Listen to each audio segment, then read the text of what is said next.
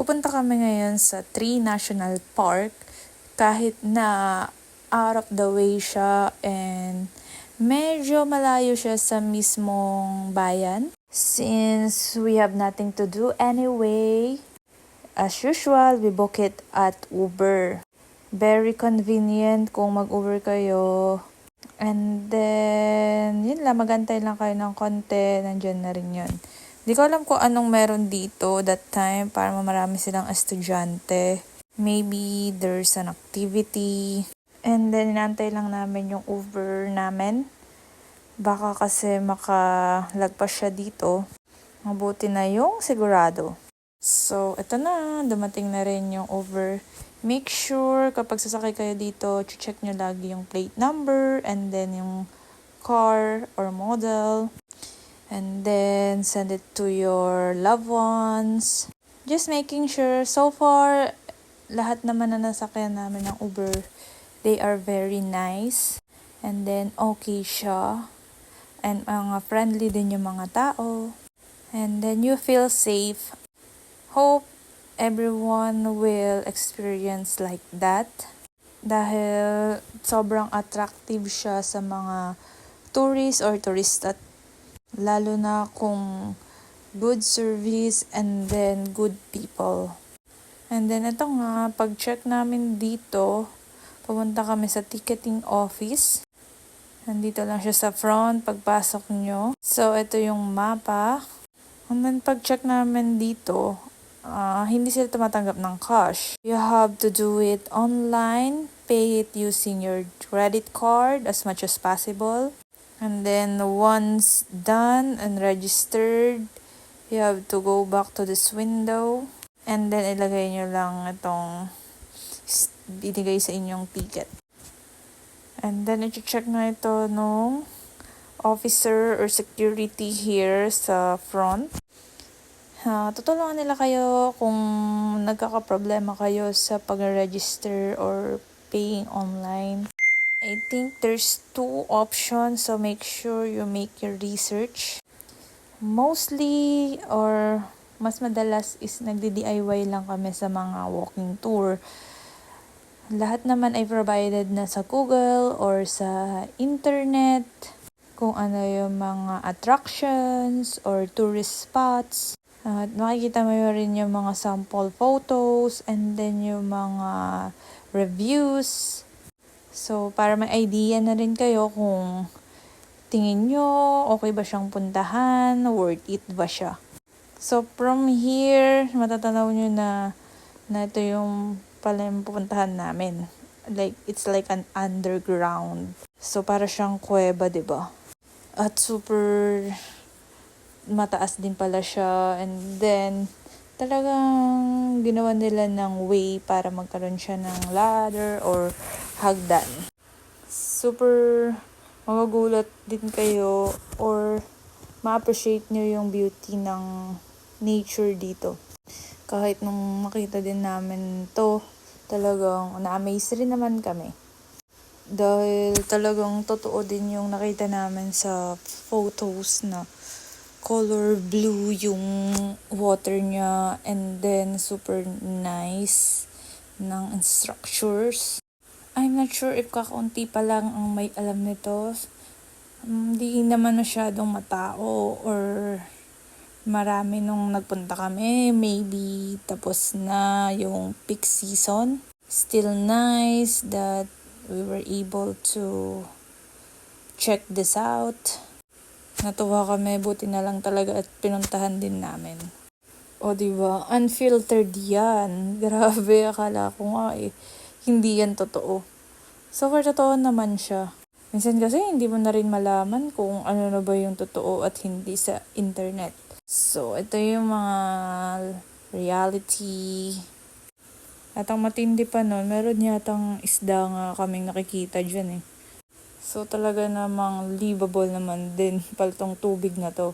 So, ito pa lang yung una nyong makikita. Marami din siyang iba pa na paglakad-lakad nyo dito. Meron siya sa left and right ng mga hagdan kung saan nyo pwedeng picturean, videohan. And then, if you want to check or if you wanna know if meron silang restroom, banyo, meron naman. Also, wala namang bayad pag pasok nyo rin sa entrance since nagbayad niya kayo ng registration fee. So, ito yung itsura ng side dito sa my right side. Also, you have to make sure you are wearing a proper shoes or kaya pwede na yung sandals and slippers since mostly sobrang madulas dito sa lugar na to kasi mga basa or wet yung floor. Pinapakita ko lang yung ibang angle ng lugar na to just in case. And then punta naman tayo sa my left side. Yung hagdan nila dito medyo makitid, so kapag merong aakyat pabalik at meron din katulad namin napupunta kami sa side dyan sa baba is talagang kailangan mong tumalikod since sobrang makitid nga. Yun lang, so respects each other. So as you can see is ganyan, talikod kami or kaya since hindi naman namin alam na akyat na rin sila, since nung pababa na kami, isandun pa sila sa mismong area na yon. Nagkataon na nag-meet kami in the middle. But anyway, kasya naman ang lahat. Antay-antay lang. Di ba ang bongga Instagrammable? Talagang ayan yung mga ipopost mo sa internet. Then, punta naman kami sa kabilang side kung saan meron kaming nabasa. Sabi, meron ka lang, mag-extra ka lang na bayad like around $2 para punta ka dun sa kabilang side ng lugar na to or area. Nag-check din namin yung iba pang parts nito kasi nga super spacious din siya. Super nakakatuwa kung nature lover ka rin. Tsaka yung itsura niya is very similar yan sa mga una nating napuntahan, di ba? So, nasa isang lugar pa rin kami. And then, I suggest kung meron kayong sombrero or magpaprotect sa ulo nyo, okay din. Kasi hindi rin namin expect na ganito yung itsura ng place na pupunta ka talaga sa underground. So far, wala namang bumaksak sa aming mga kung anong mga debris or rocks or mga ipot ng birds. Then ito, pupunta kami sa kabilang side. Picture muna dito sa side na to. So, wala naman siyang mga bats or mga paniki so far. So, ito yung sinasabi ko na nakita namin na sakay ka lang dyan at itatawid nila kayo from the other side. Pero wala dong exit, okay? So, you have to get ride on the boat again. So, they have you to pay once you get back on this side again. Same thing, kapag merong aakyat at bababa, kailangan yung magbigayan. Kala nyo merong treasure hunt na magaganap dito, no? Feeling ko ay sa kong si Tomb Raider. So, yun yung amount. $50 in pesos yon ng Dominican. At kapag sa mga children, $25 in pesos, Dominican pesos yun. So, wag kayong magugulat kung akala nyo is $50 siya in US. It's not. So, download din kayo ng mga conversion or currency converter just in case. Meron din silang life jacket if you want. It's optional. You don't have to if you think you feel comfortable. So far, we feel comfortable kasi super calm and then okay naman yung boat, hindi siya magalaw. And then alam naman namin na marunong din naman kami at least mag-floating or swimming. And then ito yung itsura niyan.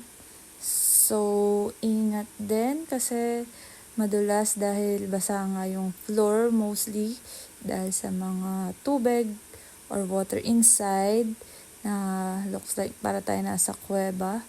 So, kung meron nyo kayong protection and flashlight using your phone, If you haven't won, use it. So, ito na ngayon nakikita natin sa Instagram na ganda, di ba? Ang lakas mga pang Facebook Reels and then YouTube. So, as you can see, ganyan yung pinagagawa nila. Siyempre, ganyan din yung gagawin natin. Kasi nga, Instagrammable style. Ganun. Inspired by. Ayan yung, siyempre, edit nyo na lang. Yung mapapalabas na yung skills 101 yung. Nakakatawa nga dito is talagang respected and then nag-iintayan ng bawat isa. So, may line. If it's your time, then you can go. So far, mabilisan lang din kami dito. Siguro mga minutes lang kami. Since ang daming nag-aantay rin.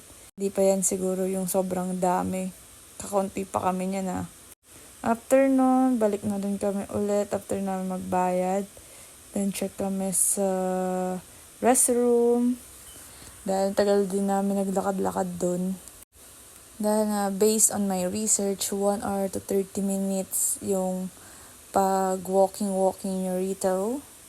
So, ito yung view pag nandito kayo sa taas at wala kayo sa underground, syempre.